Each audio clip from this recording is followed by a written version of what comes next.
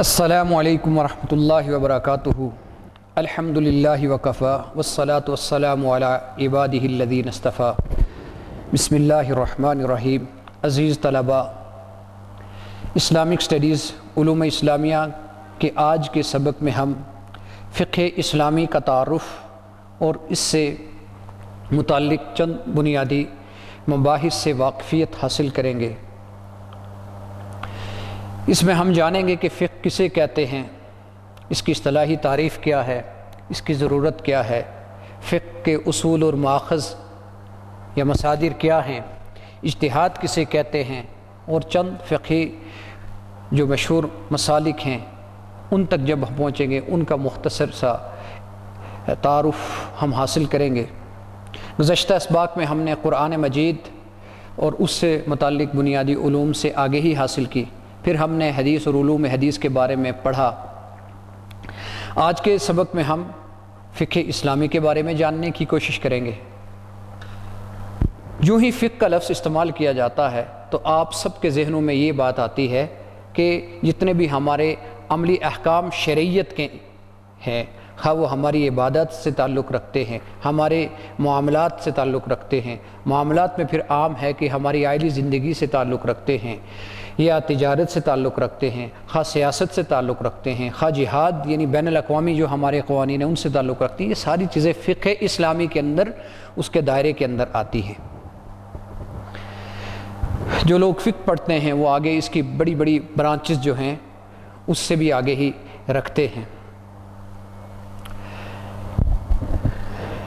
اب ہم آگے چلتے ہیں، فقہ کا لغوی معنی کیا ہے؟ فقہ فقیہ یفقہ، فقیہ یفقہ، اور فقہ سے بھی آتا ہے، باب کرومہ سے بھی آتا ہے، فقہ بھی آتا ہے، فقیہ بھی آتا ہے۔ اب اس کا معنی سوجھ بوجھ حاصل کرنا ہے۔ اس کا معنی کیا ہے؟ سمجھنا، سوجھ بوجھ حاصل کرنا، کسی شے کی حقیقت کو جان لینا، کسی شے کی حقیقت کو جان لینا، حقائق کو کھول دینا، واضح کر دینا، پیچیدہ مسائل کو حل کر دینا، یہ فقہ ہے۔ فقہ کا لفظ جب استعمال کیا جاتا ہے، کہا جاتا ہے فقیہ یفقہ سے، یفقہ اس سے جب یہ آ جائے تو فقیہ ایسے شخص کو کہا جاتا ہے کہ جو علم فقہ میں مہارت رکھتا ہو، احکام شرعیت کو ان کے تفصیلی دلائل سے معلوم کر سکتا ہو، دین میں بصیرت رکھتا ہو، تدبر رکھتا ہو، یہ ملکہ حاصل ہو کہ درپیش مسائل کا شرعی حل بیان کر سکے۔ کل آپ کے سامنے ایک قرآنی آیت کا حصہ رکھا تھا، بیان کیا تھا کہ دیکھیں قرآن پاک میں آتا ہے ما لہؤلاء القوم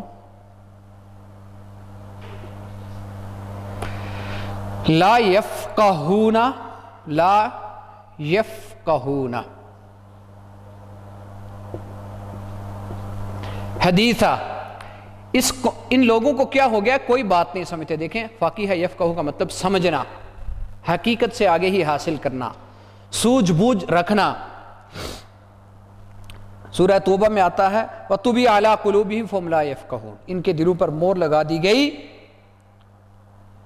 اور یہ نہیں سمجھتے ہی نہیں ہیں۔ مَن يُرِدِ اللَّهُ بِخَيْرٍ يُفَقِّهُ فِي الدِّينِ، اللہ جس سے بھلائی کا ارادہ کرتا ہے اسے دین میں فقہ عطا کرتا ہے۔ حدیث کا مفہوم ہے، حدیث سے مبارکہ ہے کہ مَن يُرِدِ اللَّهُ بِخَيْرٍ يُفَقِّهُ فِي الدِّينِ، اللہ جس سے بھلائی کا ارادہ کرتا ہے اسے دین کی سمجھ عطا کر دیتا ہے۔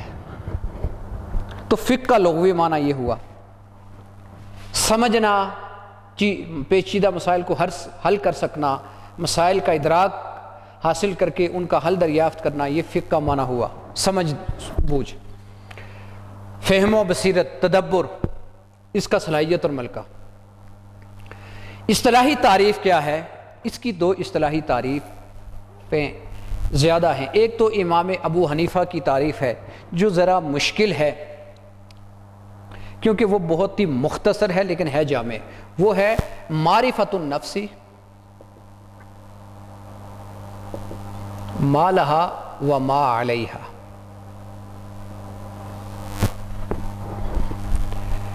یہ ایک جامع تعریف ہے. یہ خیر عقائد کو بھی شامل ہو سکتی ہے کیونکہ اگر من العقائد ہو تو پھر تو وہ فقہ اکبر ہو جائے گی. امام ابو حنیفہ کہتے ہیں کہ یہ جو علم الکلام ہے جو عقائد کا وہ فقہ اکبر ہے. تو اگر یہ من الاحکام ہو جائے تو یعنی نفس سے مراد انسانی نفس انسانی کا معرفت حاصل کرنا ان تمام امور کا ان تمام احکام کا ما لہا جو اس کے لیے جائز ہیں یا اس کے حق میں ہیں. ما لہا کا کے 2 3 4 معنی کیے گئے جو اس کے لیے جائز ہیں یا جو اس کے حق میں ہیں وما علیہا جو اس کے لیے وبال ہوں گے. تو اس کے لیے جائز ہیں یا اس کے لیے اس کے فائدے میں ہیں وہ کون سے ہیں؟ فرائض ہیں، واجبات ہیں، سنت ہیں. اور علیہا اس کے اوپر کون سا جن کا وبال اس کے اوپر آئے گا وہ حرام ہے، مکروہ تحریمی ہے. تو یہ سارے احکام ہیں نا. تو یہ احکام آپ کو پتہ ہے کہ معرفت النفسی انسان ان چیزوں سے آگے ہی حاصل کر لے ما لہا جو اس کے لیے ہیں وما علیہا جو اس کے اوپر ہیں یعنی جو اس کے لیے جائز ہیں یا جو اس کے حق میں ہیں وما علیہا جو اس کے اوپر ہیں یعنی جس کا اس کو نقصان ہوگا خسران ہوگا. ایک تو یہ تعریف ہے. ایک جو اس کی آسان تعریف ہے وہ یہ ہے کہ ہوا علم فقہ وہ علم ہے کس کا باحکام الشرعیہ وہ علم باحکام الشرعیہ المکتسبہ یا المستنبطہ دونوں درست ہے.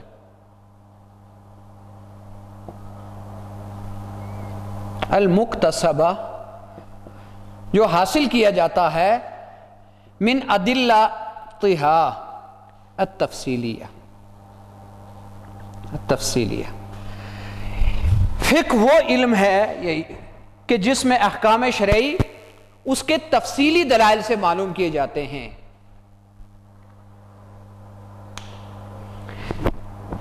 فقہ یعنی احکام شرعیت کو شرعیت کے احکام کو اس کے تفصیلی دلائل سے معلوم کرنا.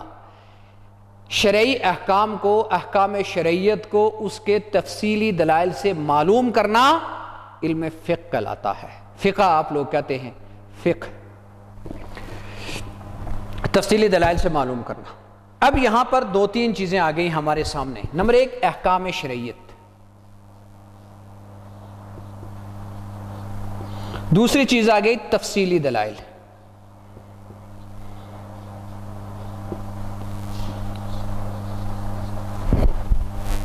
اس سے کیا مراد ہے؟ احکام شرعیت سے مراد کیا ہے کہ انسان جب بھی کوئی بھی عمل کر رہا ہوتا ہے نا، کوئی بھی انسان جب بھی کوئی بھی عمل کر رہا ہوتا ہے وہ کچھ حالتوں سے کبھی بھی باہر نہیں ہوتا. یا تو وہ کام فرض ہوگا، یہ احکام شرعیت ہیں. شریعت کا حکم کیا ہے؟ کہا یہ جاتا ہے میں یہ کام کروں تو اس کا شریعت میں کیا حکم ہے، اس کا شریعت میں کیا حکم ہے. یا وہ فرض ہوگا، واجب ہوگا، سنت مؤکدہ ہوگا، مستحب ہوگا یا مباح ہوگا. یہاں تک تو سارے جائز کام ہیں. اس کے بعد یہ مکروہ تنزیہی، یہ بھی اگرچہ جائز ہی ہوتا ہے لیکن تھوڑی سی اس میں کراہت آ جاتی ہے. اور 2 بالکل حرام کے قریب ہی ہیں. ایک مکروہ تحریمی، یہ حرام کے قریب ہوتا ہے. مکروہ تحریمی اور حرام، ان میں سے کبھی انسان کا کوئی بھی عمل باہر نہیں ہوتا. جو بھی کام کر رہا ہوتا ہے، نماز پڑھ رہا ہے تو فرض ادا کر رہا ہے، زکوٰۃ ادا کر رہا ہے فرض ادا کر رہا ہے، روزہ ہے تو فرض ہے، حج ہے تو فرض ہے، والدین کی خدمت ہے اس کی ذمہ داریوں میں سے ہے، غیبت کر رہا ہے تو حرام کا مرتکب ہے، شراب پی رہا ہے تو حرام کا مرتکب ہے، قتل انسانی ہے تو حرام ہے، ٹوپی پہنتا ہے کوئی اچھا اس طرح تو خوشبو لگا رہا ہے مستحب عمل کر رہا ہے، کھا پی رہا ہے تو مباح عمل کر رہا ہے، سو رہا ہے تو مباح عمل کر رہا ہے، نکاح کر رہا ہے تو سنت کر رہا ہے، تجارت کر رہا ہے آداب کے ساتھ تو حلال ہے، اس کے اندر ناجائز کام کر رہا ہے تو حرام کر رہا ہے. اس نطاق سے باہر نہیں ہوتا. بعض نے ان کو تفصیل سے اور بعض نے مختصر بیان کیے ہیں.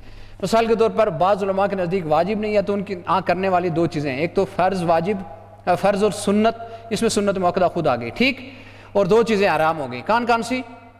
سنت و مستحب واجب سارے کو شامل کر لیجیے، حرام مکروہ تحریمی، یہ دو ہو گئے، اور ان دونوں کے درمیان میں مباح کو کر لیں 5 ہو جائیں گے، بعض بڑھا کے 8-9 کر لیتے ہیں، تو بہرحال اس نطاق سے کبھی بھی باہر نہیں ہوتا۔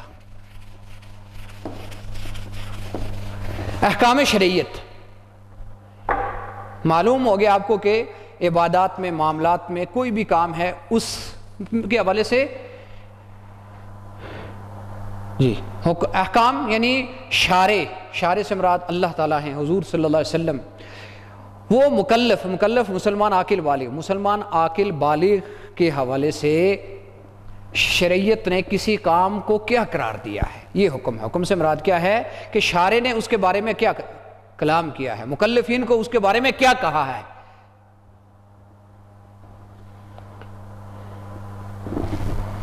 احکام شریعت۔ دوسری چیز آگے تفصیلی دلائل۔ تفصیلی دلائل سے کیا مراد ہے؟ ایک ہوتا ہے اجمال، اختصار سے، ایک تفصیل ہے۔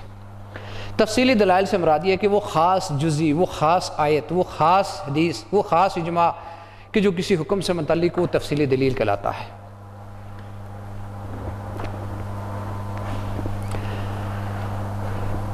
وہ تفصیلی دلیل کہلاتا ہے۔ مثلا ہم میں سے کوئی شخص یہ کہتا ہے کہ نماز قائم کرنا فرض ہے، نماز قائم کرنا فرض ہے، زکوٰۃ ادا کرنا فرض ہے۔ کوئی پوچھے کہ کیوں فرض ہے تو وہ کہے قرآن پاک میں آتا ہے، حدیث میں آتا ہے، بس یہ مبہماً کہہ دے، اجمالاً کہہ دے کہ یہ قرآن میں آتا ہے، حدیث میں آتا ہے۔ اب اس کا یہ کہنا کہ نماز قائم کرنا قرآن میں آتا ہے، حدیث میں آتا ہے، اس کا حکم ہے، تو یہ اجمالی بات ہے، لیکن وہ خاص آیت بتائے کہ جس میں نماز پڑھنے کا حکم دیا گیا کہ اقیموا الصلاۃ وآتوا الزکاۃ، اقیموا الصلاۃ ولا تکونوا من المشرکین، اقیم الصلاۃ لدلوک الشمس، جو اسی طرح جو احادیث نماز سے متعلق ہیں، زکوٰۃ سے متعلق ہیں، وہ اگر وہ پیش کرے گا تو یہ تفصیلی دلائل ہوں گے، وہ خاص آیت جو اس حکم سے۔ سود کھانا کیا ہے؟ عام آدمی بھی کہہ دے گا جی کہ سود کھانا حرام ہے، لیکن کون سی آیت میں آتا ہے؟ یا ایھا الذین آمنوا لا تأکلوا الربا اضعافا مضاعفا وذروا ما بقی من الربا، یہ جو خاص آیت پیش کرے گا تو یہ وہ ہے۔ بدکاری، زنا حرام ہے، کون سی آیت میں ہے؟ ولا تقربوا الزنا ولا یزنون، اہل ایمان کی نشانیوں میں سے بیان کیا گیا۔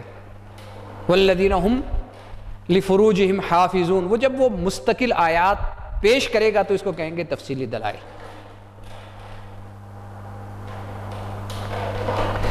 تفصیلی دلائل کی بات آپ کو سمجھ میں آ گئی کہ وہ خاص آیت جس میں وہ حکم درج ہے، شارع نے مخاطب کر کے مکلفین کو کہا کہ یہ کام کرو، تو وہ تفصیلی دلائل ہے۔ تو احکام شریعت کو اس کے تفصیلی دلائل سے معلوم کرنا فقہ کہلاتا ہے۔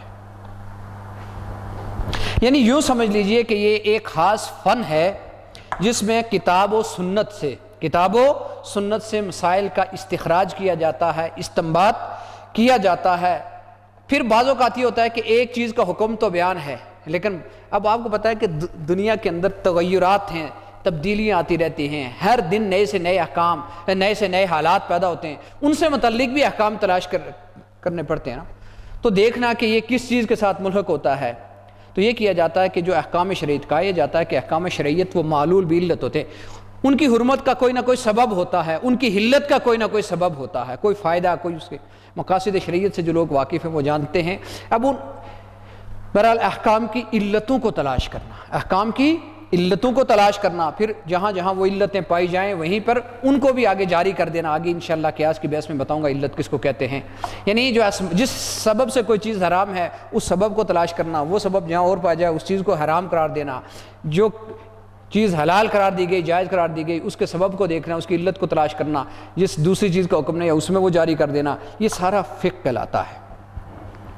اب فقیہ کون سا عالم ہوگا؟ جیسے آپ کو میں نے کہا کہ جو یہ کام کر سکے، جس میں یہ صلاحیت اور استعداد موجود ہو، جس میں یہ صلاحیت اور استعداد موجود ہو۔ اب یہ فقہ کی ضرورت اور اہمیت کیا ہے؟ تعریفات سے ہی آپ کے سامنے ان کی اہمیت واضح ہو گئی کہ دیکھیں اس دین کو اللہ نے رہتی دنیا تک کے لیے لوگوں کے لیے ایک عملی نمونے کے طور پر، عملی نظام کے طور پر دیا ہے۔ اگر امت میں یہ جان نہ رہے کہ وہ دنیا کے لیے، خود امت مسلمہ کے لیے، باقی دنیا کے لیے پیش آمدہ جتنے بھی مسائل ہیں جس میدان میں ہوں، سیاست کے، معیشت کے، معاشرت کے، عدالت کے، تعلیم کے، صحت کے حوالے سے آج کل کیسی کیسی نئی چیزیں آ رہی ہیں، ان چیزوں کے حوالے سے اگر وہ تجارت میں کتنی چیزیں نئی آ رہی ہیں ان کے حوالے سے اگر رہنمائی نہ کر سکیں تو پھر تو یہ بھی باقی جو سابقہ شرعیتیں تھیں ان کی طرح ایک جامد چیز بن کے رہ جائے گی۔ لوگ اس کو چھوڑ کے تو خود جو ہے وہ غلط صحیح طرح کے قانون وضع کرنے کے اوپر مجبور ہو جائیں گے، ٹھوکریں کھائیں گے۔ تو اب اس کی اہمیت یہاں بھی واضح ہو گئی اور اس کے ساتھ ساتھ اجتہاد کی بھی اہمیت بھی واضح ہو گئی۔ آپ کو پتہ ہے کہ یہ سارا عمل اجتہاد کہلاتا ہے، احکام شرعیت کی علتوں کو معلوم کرنا، مسائل کے اوپر غور و فکر کرنا، تدبر کرنا، ان کا حل دریافت کرنا، یہ جو فقیہ کا یہ جو سارا عمل ہوتا ہے نا، انفرادی ہو اجتماعی ہو، یہ اجتہاد کہلاتا ہے۔ قرآن پاک میں اہل ایمان کو کہا گیا وَمَا كَانَ الْمُؤْمِنُونَ لِيَنْفِرُوا كَافَّةً، سارے اہل ایمان ایک ساتھ تو نکلنے والے نہیں تھے، فَلَوْلَا نَفَرَ مِنْ كُلِّ فِرْقَةٍ مِنْهُمْ، ہر مسلمانوں کا جو گروہ تھا ان میں سے کچھ لوگ ایسے ضرور نکلتے لِيَتَفَقَّهُوا فِي الدِّينِ، کہ وہ دین میں فہم حاصل کرتے، دین کی سمجھ حاصل کرتے، وَلْيُنذِرُوا قَوْمَهُمْ إِذَا رَجَعُوا إِلَيْهِمْ لَعَلَّهُمْ يَحْذَرُونَ، اور جو ان کے باقی لوگ تھے جب وہ ان کی طرف آتے، قوم کے باقی افراد ان کی طرف آتے، ان کو ڈراتے تاکہ وہ بھی ڈریں، وہ بچاؤ اختیار کرتے۔ حدیث میں فرمایا گیا کہ مَن يُرِدِ اللَّهُ بِهِ خَيْرًا، بخاری اور مسلم متفق علیہ حدیث ہے، مَن يُرِدِ اللَّهُ بِهِ خَيْرًا يُفَقِّهُ فِي الدِّينِ۔ اب یہ فقہ بہت بڑا علم ہے۔ حضرت معاذ بن جبل رضی اللہ تعالی عنہ کو جب جناب نبی پاک صلی اللہ علیہ وسلم نے یمن کا گورنر بنا کے بھیجا، بڑا تفصیلی واقعہ، حضور صلی اللہ علیہ وسلم ساتھ جا رہے ہیں، کہا اے معاذ شاید تمہاری ملاقات پھر نہ ہو سکے، پھر فرمایا بما تقضی، لوگوں کے مسائل آئیں گے، فیصلہ کیسے کرو گے، لوگوں کے مسائل کیسے حل کرو گے، عدالتی معاملات آئیں گے، دیگر طرح کے سوالات لے کے آئیں، فیصلہ کیسے کرو گے، کیسے فیصلہ؟ تو حضرت معاذ بن جبل نے کہا بکتاب اللہ، اللہ کی کتاب سے، اللہ کی کتاب سے۔ انہوں نے کہا فَإِن لَمْ تَجِدْ، اگر اس میں نہ پاؤ تو کہاں سے فیصلے کرو گے؟ انہوں نے کہا جی آپ کی سنت سے، آپ کا طریقہ میرے پاس موجود ہے۔ انہوں نے کہا جی کہ اگر وہاں بھی نہ پاؤ، فرمایا کہ اجتہدوا برائے، میں اپنی رائے کے ساتھ فیصلہ کروں گے۔ تو حضور نے اس پر اللہ کی تعریف کی کہ اللہ کی تعریف ہے کہ اس نے میرے آگے جو میرا پیغام جی تھا، اپنے رسول کے آگے رسول کو، آپ کو پتا ہے رسول لوگوں میں اس کو اس بات کی توفیق کی جو پسند تھی مجھے۔ اسی طرح اجتہاد کے عمل کو، اس سے فیصلے کرنے کو حضور نے پسند کیا، اگرچہ اختلاف ہی کیوں نہ واقع ہو جائے۔ مثلا بنو قریظہ کی طرف جب جہاد کے لیے گئے تو حضور نے یہ فرمایا نا کہ ایک غزوے سے واپس آئے کہ عصر کی نماز وہاں جا کے ادا کرنا، عصر کی نماز وہاں جا کے ادا کرنا۔ اب ہوا یہ کہ راستے میں عصر کی نماز کا وقت جب نکلنے لگا تو کچھ صحابہ نے راستے میں نماز ادا کی، اور انہوں نے کہا جی کہ حضور کے کہنے کا مقصد یہ نہیں تھا کہ وہاں پہ جا کے عصر کی نماز ادا کرنا، مطلب یہ کہ فی الفور نکل جاؤ، مقصد جلدی نکل جاؤ۔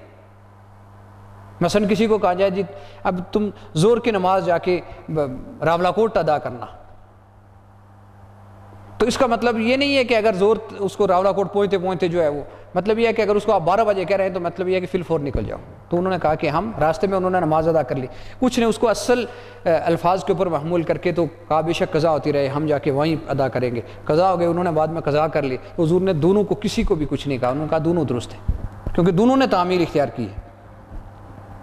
اب جنہوں نے نماز ادا کی انہوں نے علت کو سمجھنے کی کوشش کی، جنہوں نے نہیں ادا کی انہوں نے حکم کے ظاہر کے اوپر عمل کر دیا، حضور نے دونوں کو جائز قرار دیا۔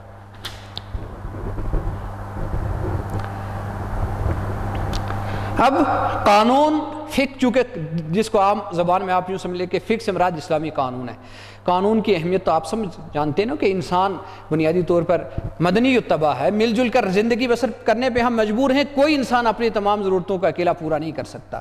ہمارے جسم پر جو لباس ہے اس کے اندر 20 لوگوں کی محنت شامل ہے، کہاں زمین کو کھود کر کپاس کی فصل کو بونے سے لے کے اس کو چننے، اس کی حفاظت کے اندر جو زہر استعمال ہوتے ہیں، اس کی دیکھ بھال کے لیے کیا کچھ ہوتا ہے، اس کو چنتے ہیں، پھر لادنے والے مزدور، میدانوں میں جمع کرنے والے، وہاں سے فیکٹریوں میں کس لے کے جانے والے، فیکٹری میں کون کون سے مراحل سے اس کے صاف ہو کے کپڑے اور پھر مارکیٹ میں آ کر بکنے تک کے، عمل میں کتنی محنتیں شامل ہیں، سینے تک. پھر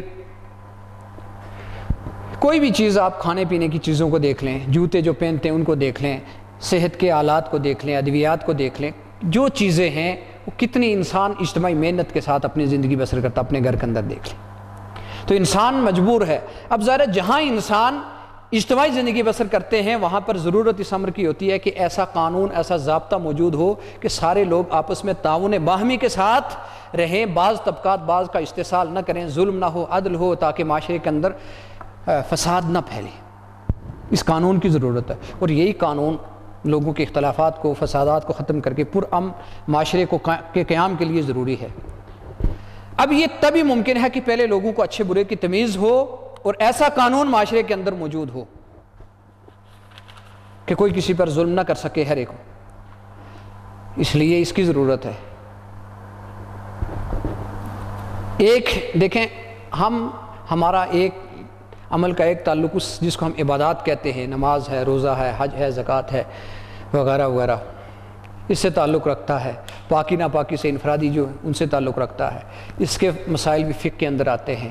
اس کے بعد ہم عائلی زندگی، نکاح ہے، طلاق ہے، عدت ہے، مہر ہے، اس سے متعلق جتنے احکامات ہیں وہ بھی اس سے تعلق رکھتے ہیں، فقہ سے تعلق رکھتے ہیں. پھر تجارت سے تعلق رکھتے ہیں، پھر قضاءات سے تعلق رکھتے ہیں، جو خصومات کے جھگڑے ہوتے ہیں، قصاص ہیں، جتنے جرائم ہیں ان سے تعلق رکھتے ہیں. پھر ایک بین الاقوامی قانون ہے، اس سے چیزیں تعلق رکھتی ہیں. قوموں کے درمیان صلح ہے، جنگ ہے، جس کو فقہ المغازی بھی کہتے ہیں، فقہ السیرہ بھی کہتے ہیں، اس کو انٹرنیشنل لا جس کو کہہ سکتے ہیں. یہ سارے اس کے دائرے کے اندر یہ ساری چیزیں آتی ہیں. اور وقت حالات بدلنے کے ساتھ ساتھ نئے مسائل آتے رہتے ہیں. ہر دور میں اجتہاد کی ضرورت رہتی ہے. اب آپ دیکھیں کہ اسی وجہ سے تاریخ کے کسی عہد میں فقہ اور اجتہاد سے مستغنی نہیں ہوا جا سکا، نہ ہوا جا سکتا ہے. اسلام کو ہم ایک مکمل ضابطہ حیات کہتے ہیں. اس کا مطلب یہ ہے کہ ہر دور میں انسانوں کی رہنمائی کرتا ہے، ترقی پذیر ہے. اس کے اندر یہ استعداد موجود ہے کہ ہر طرح کے حالات میں لوگوں کی رہنمائی کر سکتا ہے. حضور صلی اللہ علیہ وسلم کے زمانہ میں معاشرہ دیکھیں، آپ کو جن جرائم کا شکار تھا، شرک کا شکار تھا، جوئے کا شکار تھا، شراب نوشی عام تھی، بدکاری عام تھی، سب سے بڑھ کے معاشرے میں غلاموں کے ساتھ، کمزور طبقات کے ساتھ ظلم عام تھا، آپس میں نفرتیں تھیں، لڑائیاں تھیں، جھگڑے تھے. اس سب حالت کو حضور صلی اللہ علیہ وسلم نے قرآن پاک کی روشنی میں اپنی سنت کے ساتھ تبدیل کر کے پرامن معاشرے سے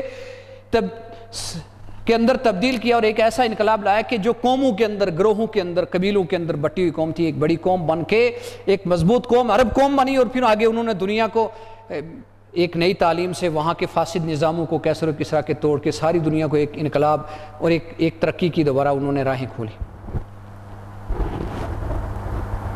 اب حضور کے زمانے میں یہ تھا کہ صحابہ کو بھی کتنے دور میں کتنے مسائل پیش آتے تھے، بہت سے مسائل پیش آتے تھے. حضور صلی اللہ علیہ وسلم پر وحی نازل ہوتی تھی، اس کی روشنی میں حضور صلی اللہ علیہ وسلم ان مسائل کو حل کرتے تھے.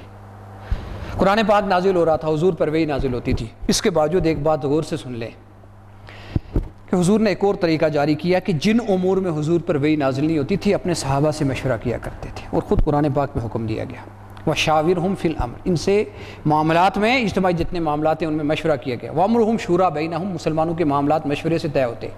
یہ جو بیٹھ کے سر جوڑ کے مسائل کو حل کرنا، یہ اجتہاد ہی تو ہے. اس کے بعد اور خود حضور کے زمانہ میں اگر صحابہ کرام دور رسالت میں مسائل کے حل کرنے کے لیے اجتہاد کو اختیار کرتے تو حضور اس عمل کو پسند کرتے تھے. اس کے بعد خلافت راشدہ، دنیا سے جب حضور صلی اللہ علیہ وسلم چلے گئے تو خلافت راشدہ کا دور آیا، اور اس دور کو یوں سمجھ لیجیے کہ اجتہاد کے حوالے سے سنہری دور کہہ سکتے ہیں آپ اس کو. کیسے کیسے مسائل سے فتنہ ارتداد پیدا ہوا حضرت ابو صدیق کے دور میں، جھوٹے مدعیان نبوت پیدا ہو گئے، مانعین زکوٰۃ پیدا ہو گئے، ان کی کیسے سرکوبی کی گئی، فتنوں کو کیسے فروغ کیا گیا.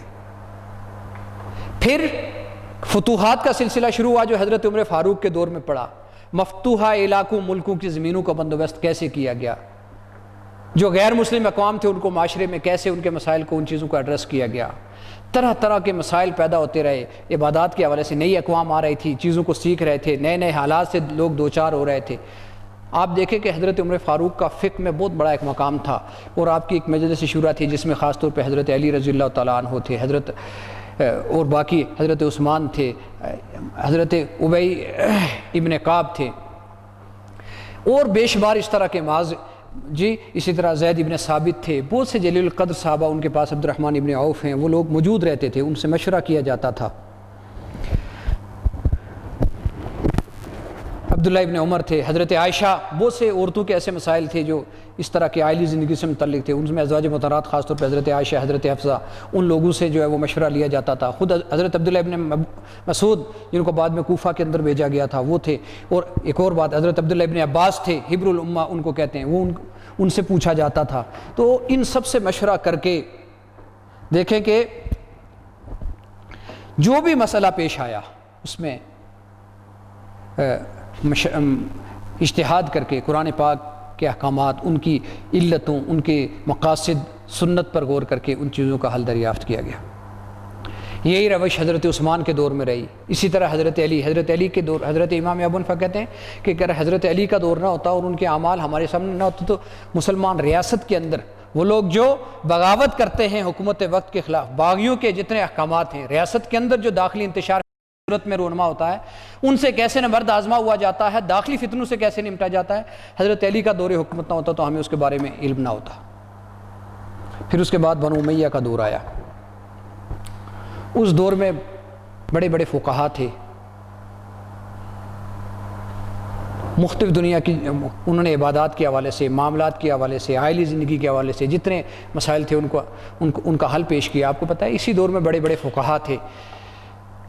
اب بنو عباس کے دور میں، ابتدائی دور میں، اور اس میں خاص طور پہ بنو امیہ کے دور میں حضرت امام ابو حنیفہ ہیں، حضرت امام مالک ہیں، ابراہیم نخعی ہیں، مدینہ کے اندر بہت سے لوگ ایسے موجود ہیں،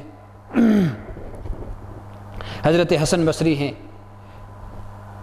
شام میں امام مکحول ہیں، سعید ابن مسیب ہیں، یہ سارے لوگ ہیں جو بنو امیہ اور بنو عباس کے ابتدائی دور کے اندر یہ موجود ہیں، اور لوگوں کے لیے مرجع الخلائق ہیں، اپنے اجتہادات سے، اپنی علم سے لوگوں کے مسائل کو حل کرتے ہیں۔ اب انہی لوگوں کی علمی کاوشوں سے بہت سے مکاتب فکر آئے، امام اوزاعی، لیث ابن سعد مصر میں، بہت سے اس طرح کے نام ہیں، تو بہت سے مکاتب فکر نے جنم لیا، بہت سو کے اپنے اپنے اصول تھے،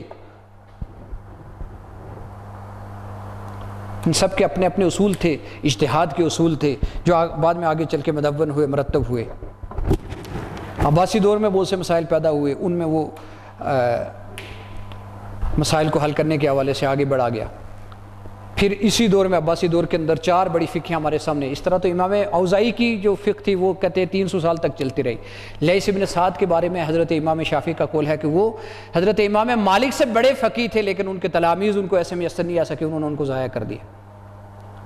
بہرحال پھر آگے بڑھ کے 4 بڑی فقہیں متداول ہوئیں، کیونکہ ان کو آگے ایسے شاگرد، ایسے لوگ مرتب جنہوں نے ان کے اصول وضع کیے، ان پر کتابیں لکھی، ان کی شروحات لکھی، ان میں فقہ حنفی ہے جو آج بھی اکثر دنیا کے ممالک کے اندر تقریباً 70-75% آبادی جو ہے وہ اس کی فالوور ہے، پورا ہندوستان ہے، بنگال ہے، افغانستان ہے، یہ اسی کے فالوور ہیں۔ امام شافعی کی فقہ ہے وہ آپ کو پتہ ہے یہ ملائیشیا ہے، انڈونیشیا ہے، مصر ہے، اس طرح کے ممالک کے اندر ہے۔ امام احمد بن حنبل کی فقہ کے اوپر سعودی عرب، دائیں بائیں اس طرح جو عرب ممالک ہیں، اس طرح تیونس وغیرہ یا جن کو مغاربہ کہا جاتا تھا، وہاں پر امام مالک کی جو فقہ تھی وہ اس کے اوپر لوگ عمل کرتے ہیں۔ تو فقہ حنفی، فقہ شافعی، فقہ مالکی اور فقہ حنبلی، یہ 4 بڑی فقہ ہیں۔ امام ابو حنیفہ، نعمان ابن ثابت، مالک ابن انس، امام محمد ابن ادریس شافعی اور احمد ابن حنبل، یہ 4 فقہیں زیادہ مشہور ہوئیں۔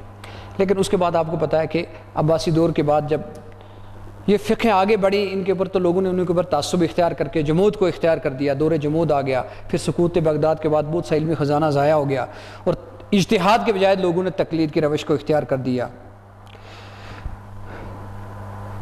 اس کے بعد پھر ایک زمانہ ایسا آیا جب اس طرح کا جمود طاری ہوا، پھر بڑے فقیہ پیدا ہوئے، علامہ ابن تیمیہ تھے، علامہ ابن قیم تھے، امام غزالی تھے، اس طرح کے ان لوگوں نے دوبارہ آگے کوشش کی۔ پھر اس کے بعد پھر اگلے دور میں آپ دیکھیں ہندوستان کے اندر امام شاہ ولی اللہ تھے، ان کی آگے پوری جماعت تھی، جمال الدین افغانی تھے، مصر کے اندر مفتی عبدو، علامہ رشید رضا، یعنی بہت ساری ایسی دوبارہ بیداری کی تحریکیں پیدا ہوئی اور اس فقہ اسلامی کو دوبارہ سے زندہ کرنے کی کوشش کی گئی۔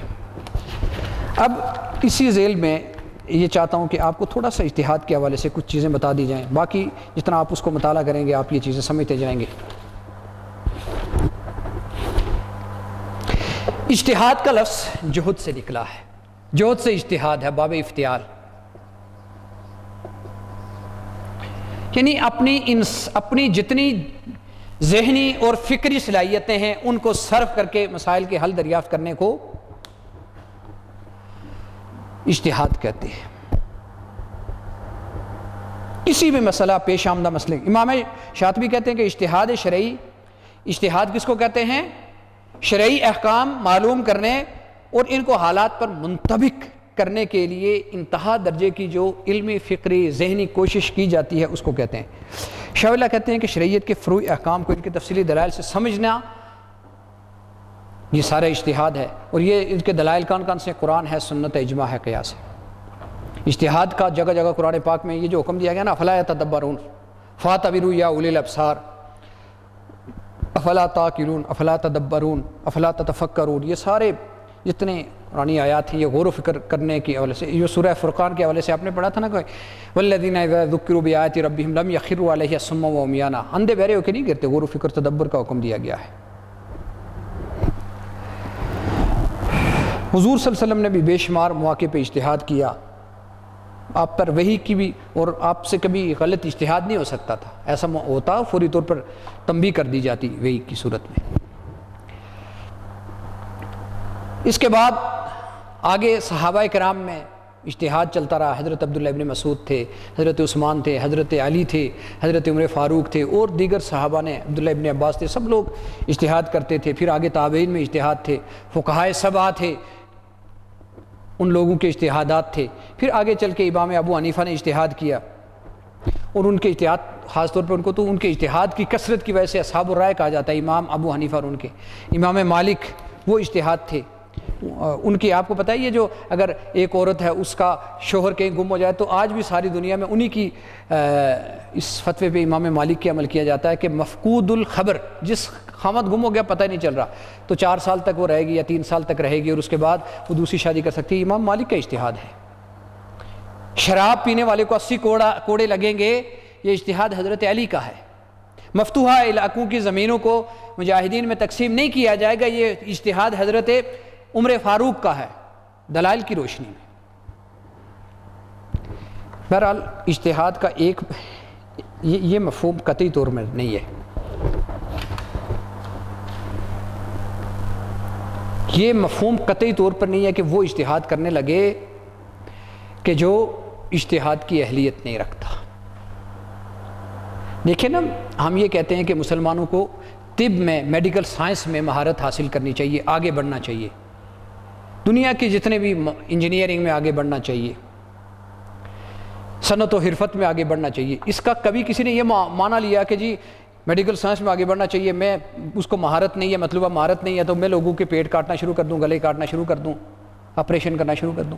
ہر ایک کہے گا اس کا مطلب یہ ہے کہ تمہیں وہ مطلوبہ مہارت حاصل کر کے اس میدان میں آگے بڑھنا چاہیے، انجینئرنگ میں اسی طرح آگے بڑھنا چاہیے، معیشت میں اسی طرح آگے بڑھنا چاہیے، باقی میدانوں میں اسی طرح مطلوبہ صلاحیت پیدا کرنے کے بعد آگے بڑھنے کی بات ہوتی ہے۔ یہ معنی نہیں ہوتا کہ ویسے ایک شخص اس کی الف با جیم دال سے واقف نہیں ہے، ابتدا اس کے مبادیات سے واقف نہیں ہے اور وہ اس میں آگے بڑھے۔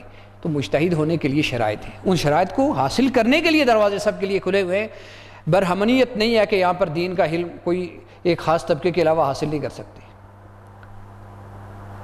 تو اس میں مہارت حاصل کریں، قرآن پاک پر مہارت حاصل کریں، سنت سے آگے حاصل کریں، اقوال صحابہ سے واقفیت حاصل کریں، عربی زبان اس کے جتنے اسالیب ہیں ان سے واقفیت حاصل کریں، یہ شرائط اپنے اندر پیدا کریں، یہ صلاحیت اور استعداد اپنے اندر پیدا کرنے کے بعد، اور اس کے بعد نہ صرف یہ جس طرح امام مالک کا قول مشہور ہے کہ من لم یعرف احوال زمانہ فہو جاہل، علماء کے لیے بھی یہ شرط ہے کہ محض ان چیزوں کے اوپر مہارت حاصل کر کے نہیں، احوال زمانہ کو جانیں۔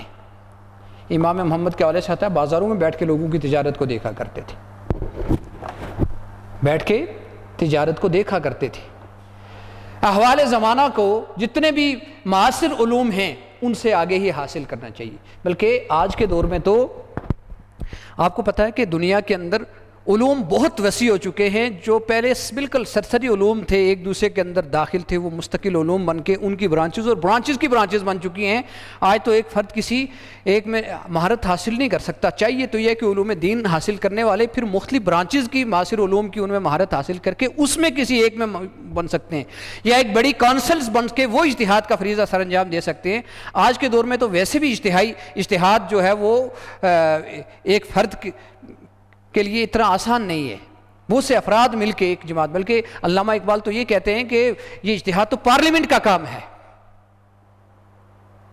اور اصل بات یہ ہے کہ اگر غور کیا جائے تو علماء کا بھی یقیناً کام ہے، لیکن اصل اجتہاد تو وہی ہوگا جو عوام کے ارباب حل و عقد بست و کشاد، ارباب بست و کشاد کریں گے، وہ لوگوں کے مسائل حل کریں گے، ان کو یہ صلاحیت اور استعداد ہونی چاہیے۔ اور پھر وہ اس فن اپنے مسائل میں جو ٹیکنیکل جتنے جس طرح ادارے ایسے بنائے جائیں کہ ان سے مشاورت کریں، ان سے رائے لیں، اور پھر اس کی روشنی میں قانون بنائے جائیں۔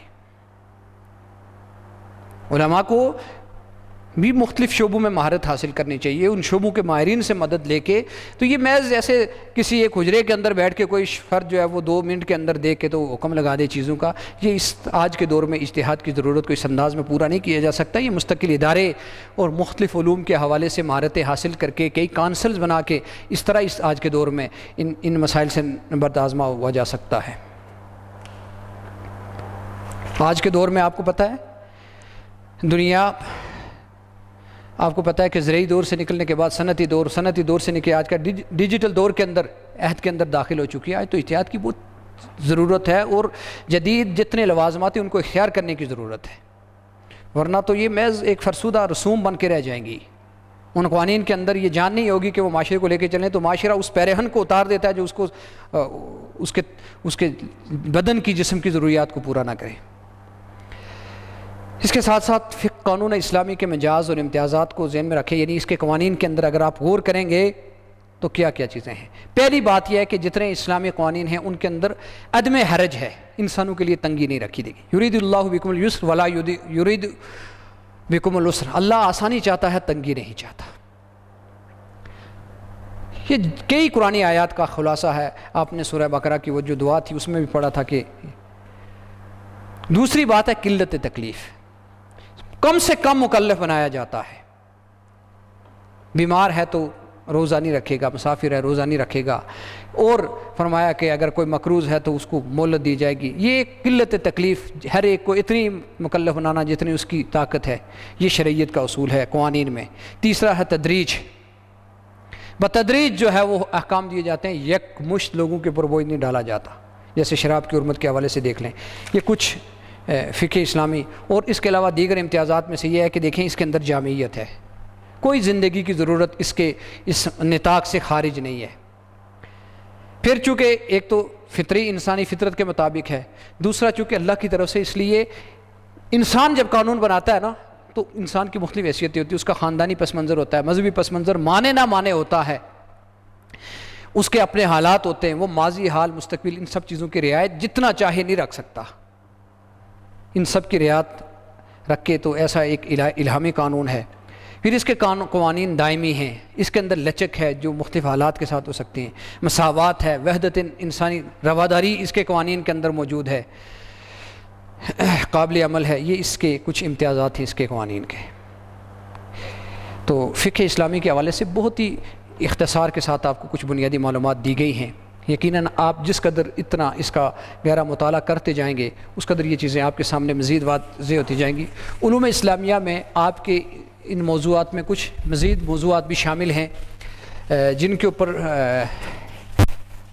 یقیناً وہ اس چیز کے متقاضی ہیں کہ مستقل ان کو اسی طرح ہم زیر بحث لائیں، لیکن یہاں پر میں آج ان کا صرف مختصر تعارف جو آپ کے اس سلیبس کے اندر ہے وہ کروا دیتا ہوں.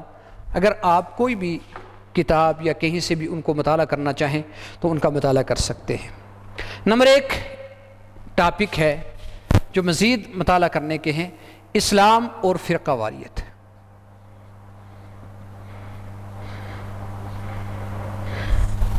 اس میں ان امور کو زیر بحث لایا جائے گا کہ معاشرے کے اندر جو مختلف سیکٹس ہیں، مختلف جو فرقے ہیں، یہ کیوں وجود میں آئے. اور آپ جانتے ہیں کہ یاد رکھیں اختلاف رائے تو شریعت میں پسند ہے. اختلاف تنوع کا ہوتا ہے، ہمیشہ وہ تضاد کا نہیں ہوتا. افکار کا مختلف ہونا یہ زندہ قوموں کی علامت ہے، لیکن بعض اوقات یہ ہوتا ہے کہ کسی خاص رائے کو لے کر لوگ اس پر تعصب کو اختیار کرتے، اس کے ساتھ اپنے مفادات وابستہ کر کے اس کو جبراً دوسروں سے منوانے کی کوشش کرتے ہیں. اس رائے کی بنیاد پر ایک گروہ وجود میں آتا ہے، وہ اپنے آپ کو صحیح باقیوں کو غلط قرار دینے لگتا ہے، تعلی چاہتا ہے، بغش یعنی سرکشی اختیار کر کے دوسروں کو مغلوب کرنے کی کوشش کرتا ہے. یہ فرقہ واریت کہلاتی ہے، اپنے آپ کو صحیح باقیوں کو غلط قرار دے کے. تو یہ فرقہ واریت ہے، فرقہ بندی ہے. کہیں ذاتیں ہیں کیا زمانے میں پنپنے کی کئی باتیں. اس چیز سے قرآن پاک میں منع کیا گیا، وَاعْتَصِمُوا بِحَبْلِ اللَّهِ جَمِيعًا وَلَا تَفَرَّقُوا وَلَا تَنَازَعُوا فَتَفْشَلُوا وَتَذْهَبَ رِيحُكُمْ وَلَا تَكُونُوا كَالَّذِينَ تَفَرَّقُوا وَاخْتَلَفُوا. یہ قرآن پاک میں فرقہ واریت سے منع کیا گیا، اختلاف رائے سے منع نہیں کیا گیا. اس کے اسباب کیا کیا ہیں اور اس سے نبرد آزما کیسے ہوا جا سکتا ہے. یقیناً خود اسی آیت میں ہے کہ اللہ کے رسی کو مضبوط کریں گے، ضد اراد اور باقی چیزیں نکالیں گے تو یہ فرقہ واریت ختم ہو گی. اس کے بعد آپ کا ایک اور دوسرا ٹاپک ہے، وہ ہے اسلامی تہذیب و ثقافت. تہذیب کسی چیز کو مہذب بنا دینا، کانٹ چھانٹ کر دینا، سنوار دینا. اس سے مراد معاشرے کے اندر افکار، نظریات، رہن سہن کے طریقے، بود و باش، جتنے اس کی چیزیں ہیں تہذیب کے اندر، یہ ساری چیزیں آتی ہیں. رہن سہن کے طریقے کیا ہیں، طرز بود و باش کیا ہے، اٹھنا بیٹھنا، کھانا پینا، تہوار منانا، یہ ساری چیزیں تہذیب و ثقافت کے اندر شامل ہوتی ہیں. تہذیب، تمدن، ثقافت. اگرچہ تمدن کا تعلق زیادہ تر جو ظاہری علامات ہیں جو آپ کو نظر آتی ہیں ان کو کہتے ہیں. مثلا انہوں نے امارات کے اندر کیا طرز اختیار کیا، ان کا کھانا پینا اور اس طرح ان کے لوازمات کیسے ہیں. تمدن میں آگے بڑھ جانا، تمدن مدن سے شہر بسانا، شہری لوازمات اختیار کرنا. تو تہذیب و تمدن، اسلامی تہذیب یعنی جب کسی معاشرے میں افکار، نظریات، رہن سہن، طرز زندگی، یہ ساری چیزیں وہ اسلامی عقائد، اسلامی نظریات کے مطابق ہو، اسلام کے احکام اصولوں کے مطابق تو اسلامی تہذیب کہلائے گی. اور یہ ظاہر باقی تہذیبوں سے ممتاز ہوگی، مختلف ہوگی. اس کے اندر ایک تو وحدت نسل انسانی ہوگی، سب انسان اللہ کی مخلوق ہے، توحید کی ہر جگہ چھاپ نظر آئے گی. انسان انسانوں کے سامنے نہیں جھکیں گے. وحدت نسل انسانی ہوگی، قانون کی مساوات ہوگی، رواداری ہوگی، اخوت ہوگی، ذکر الہی ہوگا. یہ اس کی خصوصیات آپ کو نظر آئیں گی. عدل و انصاف ہوگا، امن ہوگا. یہ چیزیں ہیں. وسعت نظری، سادگی ہوگی، وہاں پر برائیوں کو برداشت نہیں کیا جائے گا. اس کے ساتھ ساتھ پھر جو بہت سے مسائل ہیں ان کو. اس کے ساتھ ایک ٹاپک، اہم ٹاپک آپ کا ہے اسلام اور سائنس کا.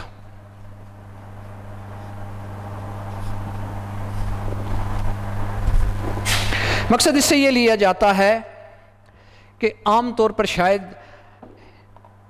لوگوں کے ذہنوں میں یہ بات راسخ ہے یا غلط انداز میں راسخ کروانے کی کوشش کی جاتی ہے کہ شاید کچھ لوگوں کے ذہنوں میں، سب کے نہیں، کہ اسلام سائنس کا مخالف ہے. یاد رکھیں سائنس جن چیزوں سے بحث کرتی ہے وہ ورک آف گاڈ ہے. جتنی برانچز کو آپ دیکھیں نا تو وہ مادہ ہے، مادے کی مختلف حالتیں ہیں، توانائی ہے، اس کی ان چیزوں سے بحث کرتی ہے نا. جانداروں کے مشاہدے معائنے سے تعلق رکھتی ہیں. مادے کی مختلف حالتوں، ان کے مختلف انداز میں آپس میں ملنے، مادے اور توانائی کے تعلق، ان چیزوں سے سائنس بحث کرتی ہے، ان سے ایجاد. یہ ورک آف گاڈ ہے. اور ہم قرآن پاک وحی کی تعلیمات کو کہتے ہیں وہ ورڈ آف گاڈ ہے. جس طرح سر سید کی اصطلاح ہے یہ. تو ان میں تو تضاد نہیں ہو سکتا، ان میں کوئی اختلاف ہے ہی نہیں. خود قرآن پاک اگرچہ سائنس کی کتاب نہیں ہے، اس میں سائنسی باریک باتیں بیان نہیں کی گئی. یہ تو انسان کو خود اللہ تعالیٰ نے کائنات اس کے لیے مسخر کر دی، ضرورت کے تحت وہ غور و فکر کر کے تدبر کرتا ہے. اور وہ اب خود قرآن پاک نے یہ کہا کہ تمہارے لیے زمین آسمان کو مسخر کر دیا گیا. زمین پر غور کرو، آسمان پر غور کرو، اپنے بننے پر غور کرو، اس پر غور کرو. جگہ جگہ غور و فکر کرنے کی بات کی گئی ہے. اللہ نے کیسے 7 آسمان طے بطے پیدا کر دیے، اس کو دیکھو، افلا ينظرون الى الابل کیف خلقت والسماء کیف رفعت۔ تو جگہ جگہ قرآن پاک میں کائنات پر غور و فکر کرنے کی، تدبر کرنے کی بات کی گئی ہے۔ سائنسی اسی وجہ سے ابتدائی دور میں آپ کو پتہ ہے کہ مسلمانوں نے جب آگے بڑھے، باقی میدانوں میں آگے بڑھے، اسی طرح سائنس کے میدان میں کتنی خدمات سر انجام دیں، آپ اس سے پوری آگے ہی حاصل کر سکتے ہیں۔ طب کے میدانوں میں کیا کیا خدمات تھی، ریاضی میں، حیات میں، جغرافیے میں، طبیعیات میں، کیمیا میں، کیسے کیسے نامور لوگ پیدا ہوئے، ان کے ناموں سے آپ واقف ہیں۔ تو خود قرآن پاک کے اندر بہت سی چیزوں کے حقائق بیان کیے گئے جس سے آج تک لوگ مستفید ہو رہے ہیں۔ تو اس ٹاپک کو آپ، اس کی جزیات سے آپ آگے ہی حاصل کریں۔ اس کے ساتھ اگلا ٹاپک اسلام اور معیشت کا ہے، اسلام اور معاشیات یا معیشت، یعنی اسلام اقتصادیات کے حوالے سے کیا رہنمائی دیتا ہے۔ اقتصادیات بھی کہتے ہیں، اکنامکس کہتے ہیں۔ تو آپ سب جانتے ہیں کہ علم معاشیات کا جو علم ہے، اقتصادیات کا جو علم ہے، اکنامکس 2 چیزوں سے بحث کرتی ہے، ایک وسائل دولت اور ایک انسانی ضروریات۔ یعنی مطلب یہ ہے کہ محدود جو وسائل ہیں، جو وسائل دولت ہمارے پاس کائنات میں اللہ نے ہمیں دے رکھے ہیں، ان کو کس انداز میں استعمال کیا جائے کہ انسانی احتیاجات اور ضرورتیں پوری ہو جائیں۔ اس کے لیے جو نظام وضع کیا جاتا ہے وہ نظام معیشت ہے۔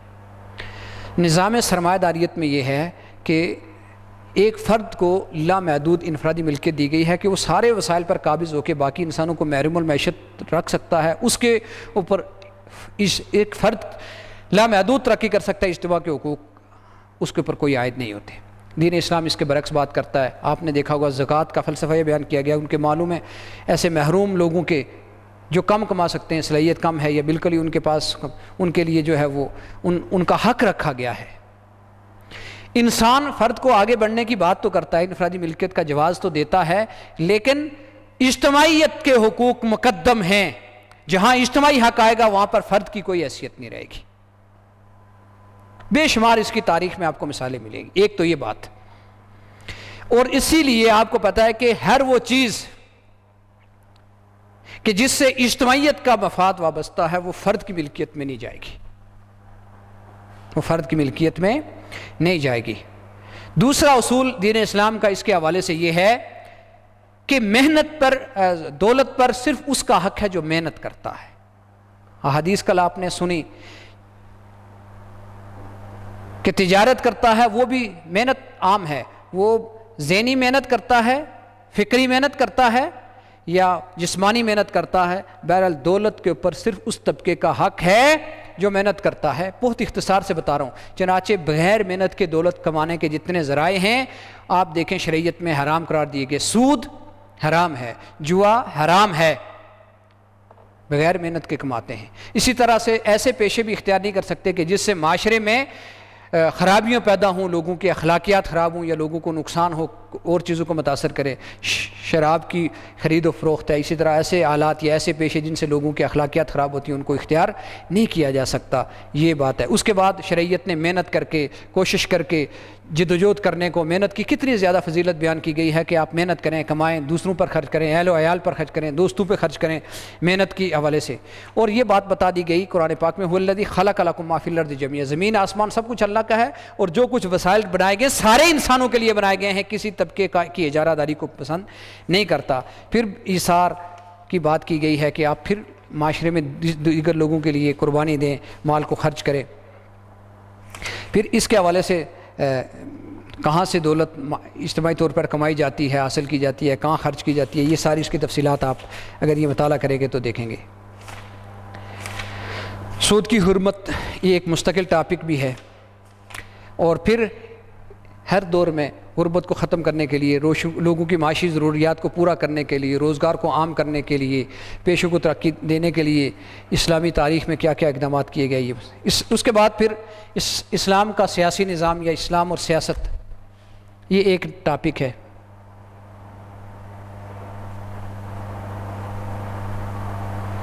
سیاست آپ جانتے ہیں کہ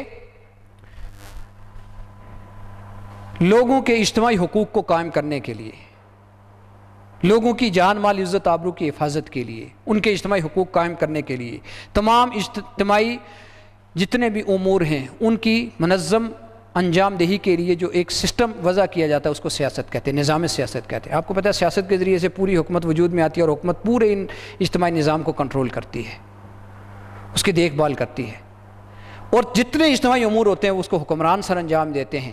لہٰذا یاد رکھیں کہ اسلام سیاست سے کبھی دستبردار نہیں ہو سکتا، جدا ہو دین سیاست سے تو رہ جاتی ہے چنگیزی۔ یہ جو تصور پایا جاتا ہے کہ مسلمانوں کا یا جو حقیقی مسلمان ہے اس کا سیاست سے عمل دخل نہیں، اسے لینا دینا نہیں، یہ فاسد تصور ہے۔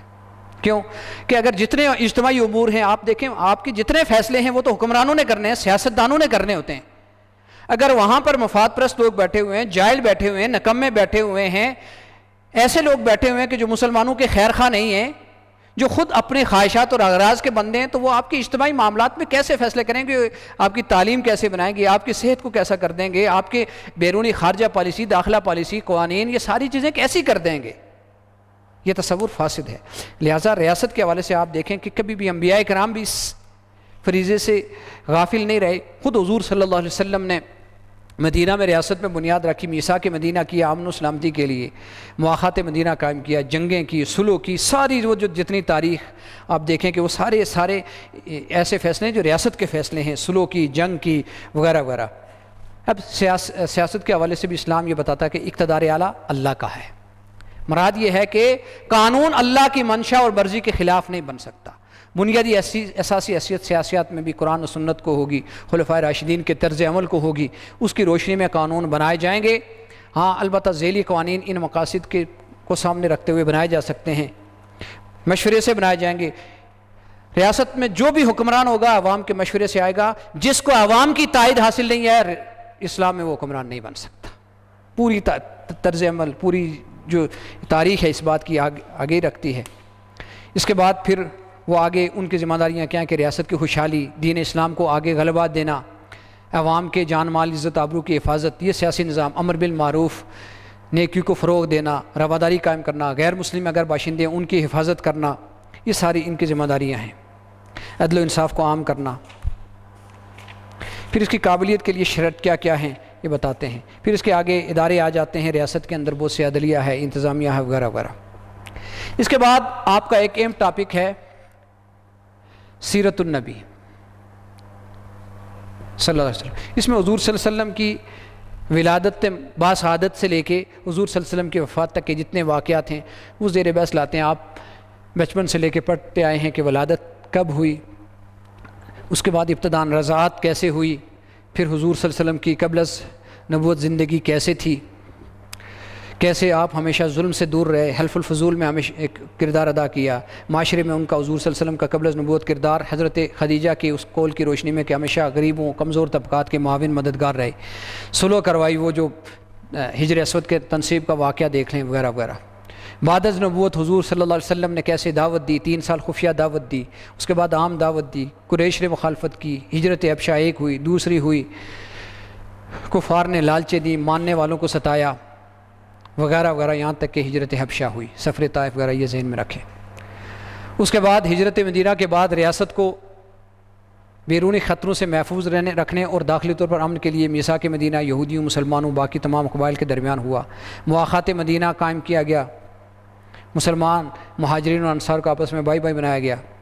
اس کے بعد کیسے جنگیں ہوئیں، غزوہ بدر ہوا، غزوہ احد ہوا، غزوہ خندق، صلح حدیبیہ کیسے حضور نے کی اور امن پسند ہونے کا، پھر آگے کیسے بادشاہوں کو خطوط لکھے، فتح مکہ کیسے ہوا، باقی غزوات، یہ ساری حضور صلی اللہ علیہ وسلم نے اس پورے اپنی زندگی میں امت کے لیے جو ایک پورا ایک درس، ایک اسوہ حسنہ چھوڑا، اس کے اوپر آپ اس کا اگر 2-3 دفعہ اس یہاں پر جتنی کوئی کتاب سیرت کی لے کے اس کا مطالعہ کریں گے تو چیزیں آپ کے سامنے آئیں گی۔ پھر خلفائے راشدین، ان کے حالات زندگی ہیں۔ خلفائے راشدین سے مراد حضور صلی اللہ علیہ وسلم کے 4 جو قریبی ساتھی تھے،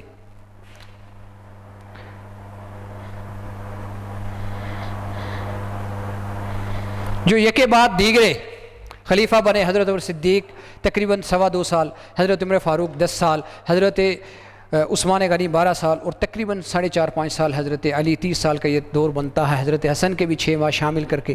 تو یہ خلفاء راشدین کا جو دور ہے اس میں چونکہ بڑے بڑے کام ہوئے جس طرح آپ کو کہا جا رہا ہے، یہ اس کا مطالعہ ہے آپ کے. پھر بنو امیہ 12 خلفاء ان کے رہے غالباً، اور 37 یا 38 خلفاء بنو عباس کے تھے، لیکن ان میں سے اصل جو خلفاء تھے وہ 7-8 ہی تھے. اس کے بعد تو دیگر اقوام فیصلوں کے اندر وہ غالب تھے. ان کے دور کا مطالعہ ہے. اس کے ساتھ آپ کا ایک اور ٹاپک ہے اہم، وہ ہے اسلامی اخلاقیات. اخلاق آپ کو پتہ ہے پختہ عادات کو، رویوں کو کہتے ہیں. اب معاشرے کے اندر تعاون باہمی کو قائم کرنے کے لیے، معاشرے کے اندر باہمی تعاون قائم کرنے کے لیے، معاشرے کے اندر لوگوں کے تعلقات ایک دوسرے پر اعتماد کے ساتھ، تعاون کے ساتھ ہوں اور معاملات خوش اسلوبی سے آگے بڑھیں، ان کے لیے اسلام کچھ تعلیمات دیتا ہے. کچھ اخلاق رویے ایسے ان کو اپنایا جائے تو یہ چیزیں بہتر ہوتی ہیں. ان اخلاق میں سے کون سے ہیں؟ سچائی ہے، کوئی انکار نہیں کر سکتا. سچ کس کو کہتے ہیں، اس کی اہمیت آپ جانتے ہیں. ایفائے عہد ہے، امانت داری ہے، قانون کا احترام ہے، عدل ہے، احسان ہے، خدمت خلق ہے، شکر ہے، صبر ہے، عفو درگزر ہے.